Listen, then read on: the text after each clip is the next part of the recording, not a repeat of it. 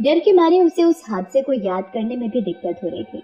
बार बार रिया के ख्यालों में उस मोमो वाली की शक्ल आ रही थी। रिया पुलिस को बयान दे रही होती है कि कुछ अजीब भयानक सी आहट होती है वहाँ। रिया को वार्ड के गेट के शीशे पर मोमो वाली की शक्ल दिखती है, पर इस बार वो शक्ल औरत की नहीं बल्कि एक चुड़ैल की होती है। रिया डर से चिल्लाते हुए दरवाजे की तरफ उंगली करके इशारा करती है। देखो इस लड़की की हरकतें, हॉस्पिटल में पड़ी है, ढंग से खड़ी नहीं हो पा रही, अभी भी मोमोज याद है इसे। ये भी कोई मोमोज खाने का समय है, ठीक हो जा पहले। नहीं नहीं, वो चुड़ैल की शक्ल लगातार रिया को घूरे जा रही थी। डर के मारे बयान बीच में ही छोड़ रिया वापस बेहोश हो जाती है। आखिर रिया कहना क्या चाहती थी? वो नजरें घुमाकर शीशे की तरफ देखते हैं, पर वहाँ भी उन्हें कुछ नजर नहीं आता। पर वो चुड़ैल अभी भी रिया को घूरे ही जा रही थी। तुम यहीं रुको रिया के पास, मैं घर जाके कुछ फल और खाना ले आता हूँ। कहकर रिया के पापा घर जाते हैं और जरूरत का सामान लेकर हॉस्पिटल की तरफ आ ही रहे होते हैं कि उनकी नजर उसी मोमोज स्टॉल पर जाती है। वो देखते हैं कि जो भी लोग वहाँ मोमोज खा रहे थे, मोमो वाली उन्हें अजीब तरीके से घूर रही थी। ये बात उन्हें बहुत खटकती है, पर उसे नजरअंदाज करके वो फटाफट हॉस्पिटल आ जाते हैं। ये लीजिए, रिया के लिए कुछ दवाइयाँ और इंजेक्शन बाहर से लाने होंगे। अब यही रास्ता है रिया को होश में लाने का। कुछ भी कीजिए, आप बस मेरी बच्ची को बचा लीजिए। कहकर रिया के पापा नीचे मेडिसिन वार्ड में आते हैं। वहाँ वो एक पेशेंट को देखते हैं जिसे तुरंत आईसीयू में ले जाए जाने की तैयारी की जा रही थी। अरे ये तो वही है जिसे मैंने कुछ देर पहले मोमोज स्टॉल पर मोमो खाते देखा था।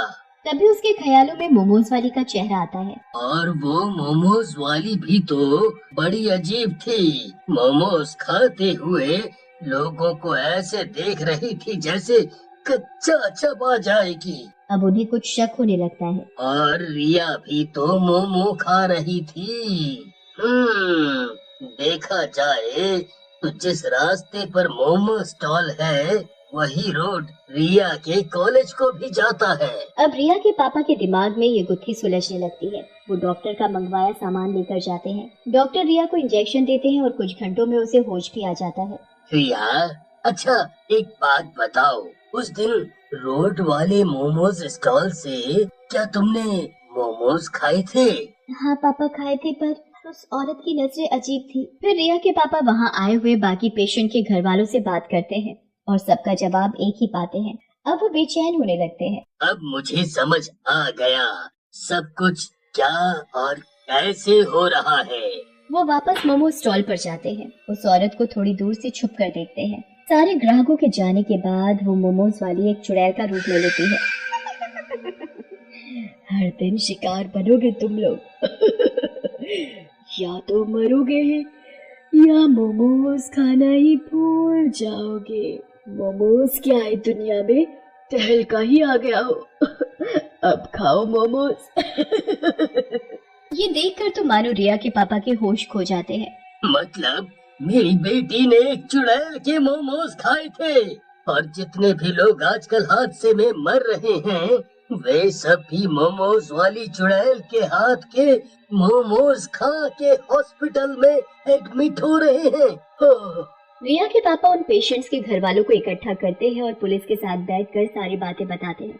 वे लोग डंडा लेकर उस जगह जाते हैं। चुड़ैल, अब तेरा असली रूप हमारे सामने आ चुका है। तेरे काले जादू वाले मोमोज खाकर हमारे घर वाले इस हालत में हैं। आज तो तू नहीं बचेगी।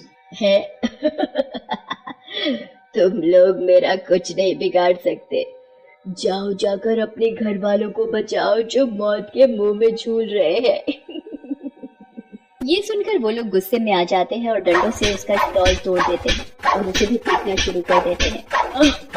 बचाओ बचाओ बचाओ, चिल्लाते हुए वो मोमोज वाली चुड़ैल उड़ते उड़ते दूर जाने लगती है। आज तो जा रही हूँ मैं, पर एक दिन वापस जरूर आऊंगी।